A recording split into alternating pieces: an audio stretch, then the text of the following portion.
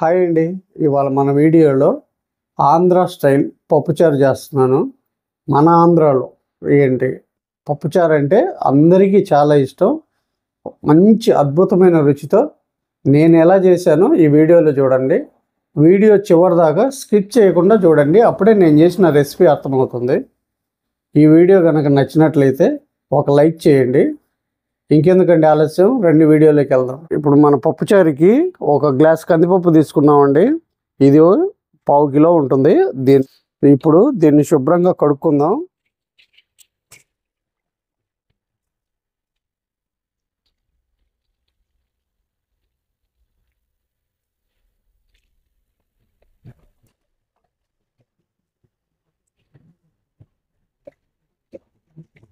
ఇప్పుడు వాటర్ పోస్తున్నామండి.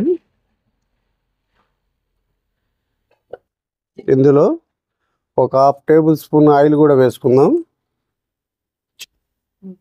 చిటికెడు పసుపు కూడా వేసుకుందాం. ఇప్పుడు మన కందిపప్పుని ఉడకబెట్టుకుందామండి. ఇప్పుడు మనం పప్పుచారుకి వెజిటబుల్స్ని కట్ చేసుకుందామండి. ఒక 2 మునక్కాళ్ళు, 2 చిన్న సైజు ఉల్లిపాయలు, 2 టమాటాలు, కొద్ది కొత్తిమీర, 10 పచ్చిమిర్చి, 1 ఇంచు అల్లం, ఒక వెల్లుల్లి బొండ, ఒక చిన్న సైజు నిమ్మకాయ అంత చింతపండు, 4 కరివేపాకు రెబ్బలు. ఇప్పుడు ఇవన్నిటిని కట్ చేసుకుందాం. చూసారు కదండి, మన కందిపప్పు 80% ఉడికిపోయిందండి. ఇప్పుడు మన వెజిటబుల్స్ మొత్తం వేసేసుకుందాం. మనం ముందుగా కట్ చేసి పెట్టుకున్న ఈ మునక్కాడల్ని వేసుకున్నాం. అలాగే ఉల్లిపాయ ముక్కల్ని కూడా వేసుకున్నాం.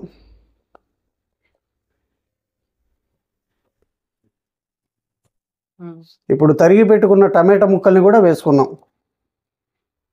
అలాగే పచ్చిమిర్చి చీలికల్ని కూడా వేసేద్దాం. మన పప్పుచారుని ఇంకా టేస్ట్ తీసుకురావడానికి ఇందులో మనం సన్నగా తరిగిన ఈ అల్లం ముక్కల్ని కూడా వేసేద్దాం. అలాగే ఈ వెల్లుల్లి ముక్కల్ని కూడా వేసుకుందాం. మన చింతపండు పులుసు డామినేట్ చేయడానికి ఒక చిన్న సైజు 1 ఇంచి బెల్లం కూడా వేసుకుందాం. మనం ముందుగానే నానబెట్టి ఇలా తీసుకున్న పులుసుని కూడా వేసేసుకుందాం. ఇప్పుడు ఒక 1/2 టేబుల్ స్పూను కారం కూడా వేసుకుందాం. మీరు ఎక్కువ వేసుకోవద్దండి. ఇప్పుడు నేను వేసాను కదా, ఇంకా తగ్గించి వేసినా పర్వాలేదు, కానీ ఎక్కువ వేసుకోకూడదు కారం. ఎందుకంటే దాని యొక్క రుచి అనేది పోతుందన్నమాట. ఇప్పుడు రుచికి సరిపడినంత ఉప్పు కూడా వేసుకుందాం.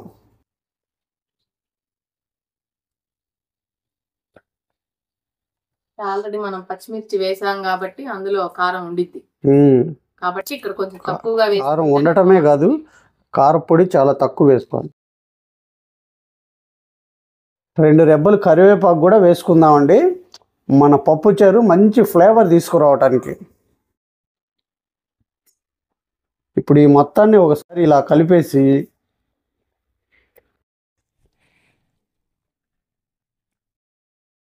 పది నిమిషాలు సిమ్లో పెట్టి మూత పెట్టేసి మన పప్పుచారుని ఉడికించుకుందాం. సిమ్లోనే పెట్టి ఉడికించుకోవాలి, లేదంటే పొంగిపోతుంది. ఇంకప్పుడు ఆ రుచి ఏముంటుంది.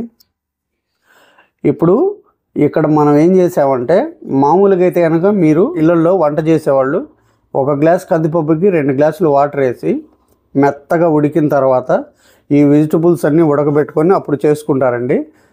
పప్పుచారు చేసే పద్ధతి ఏంటంటే, 1 గ్లాస్ కందిపప్పుకి 5 గ్లాసుల వాటర్ ముందుగానే వేసేసి 80% పప్పు బాగా ఉడికిపోయిన తర్వాత మనం వేయాల్సిన వెజిటబుల్స్ అన్నీ అందులో వేసేసి ఇలా ఉడికించుకుంటే ఒకేసారి మళ్ళీ అదనంగా మన వాటర్ అవసరం లేకుండా ఆ కందిపప్పులో ఈ వెజిటబుల్స్ అన్నీ బాగా ఉడికి ఈ వీటిలో ఉన్న మొత్తం అంతా అందులో పట్టేసి మన ముక్కలు కూడా మంచి టేస్ట్గా ఉంటుంది. పప్పుచారు కూడా అద్భుతమైన రుచి వస్తుందండి ఇలా చేసుకుంటే. పోనీ మీరు కుక్కర్లో చేసుకునే వాళ్ళు అనుకోండి, 2 విజిల్స్ వరకు కందిపప్పును ఉడకబెట్టేసి 2 విజిల్స్ వచ్చిన తర్వాత పక్క తీసేసి మళ్ళీ అదనంగా ఒక 2 గ్లాసులు వాటర్ యాడ్ చేసి ఈ వెజిటబుల్స్, ఉప్పు, కారం, చింతపండు పులుసు అన్నీ వేసేసి మళ్ళీ 2 విజిల్స్ వచ్చేలాగా చేసి తీసేసి తాలింపు పెట్టేసుకోవచ్చు. అప్పుడు మన పప్పుచారు అద్భుతంగా వస్తుంది. పప్పుచారు రెడీ అయిపోయిందండి. మనం వేసిన ముక్కలన్నీ చక్కగా ఉడికేయండి. అసలు పప్పుచారు అయితే అద్భుతంగా వచ్చేసింది. చూశారు కదా. ఇప్పుడు మన పప్పుచారుని తాలింపు పెట్టేసుకుందాం. పప్పుచారుకి ఎప్పుడు కూడా చాలా తక్కువ ఆయిల్, అంటే తక్కువ ఆయిల్ తీసుకోవాలండి. అందుకే నేను 1 టీ స్పూన్ ఆయిల్ మాత్రమే తీసుకుంటున్నాను. అలాగే 1 హాఫ్ టీ స్పూను నెయ్యి కూడా వేస్తున్నాను.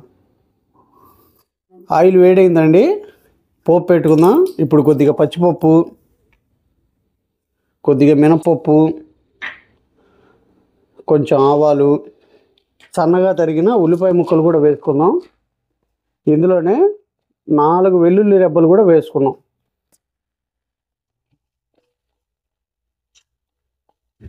ఈ ఉల్లిపాయ ముక్కలు, ఈ వెల్లుల్లి ముక్కలు బాగా దోరగా వేగనిద్దామండి.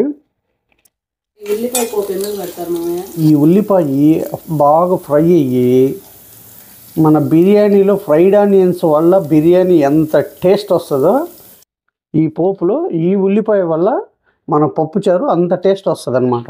మన ఉల్లిపాయ ముక్కలు, వెల్లుల్లి ముక్కలు ఎర్రగా వేగాయండి. ఇప్పుడు కొద్ది జీలకర్ర కూడా వేసుకుందాం.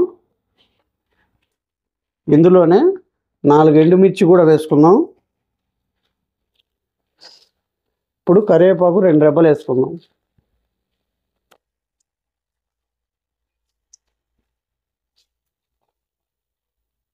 ఇప్పుడు ఈ పోపులో కొద్దిగా ఇంగువ కూడా వేసుకుందాం.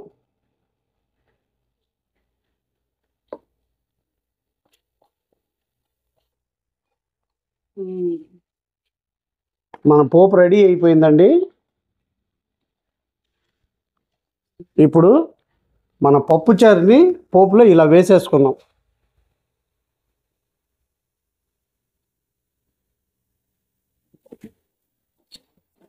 మూత పెట్టు. మూత వేళ మర్చిపోయా దీని మీద. అది వావ్. ఫైనల్గా కొత్తిమీర వేసుకుందాం. చూశారు కదండి, ఇప్పుడు మన పప్పుచారు ఎంత అద్భుతంగా వచ్చిందంటే, మనం వేసిన ఆ వెల్లుల్లి ముక్కలు, అల్లం ముక్కలు, ఆ ఫ్లేవర్ మనకు తెలుస్తుందన్నమాట. ఆ మునక్కాయ, మనం వేసిన ఈ వెజిటబుల్స్ అన్నీ బాగా ఉడికేసి చాలా అద్భుతంగా, అంటే అద్భుతమైన రుచి వచ్చిందండి.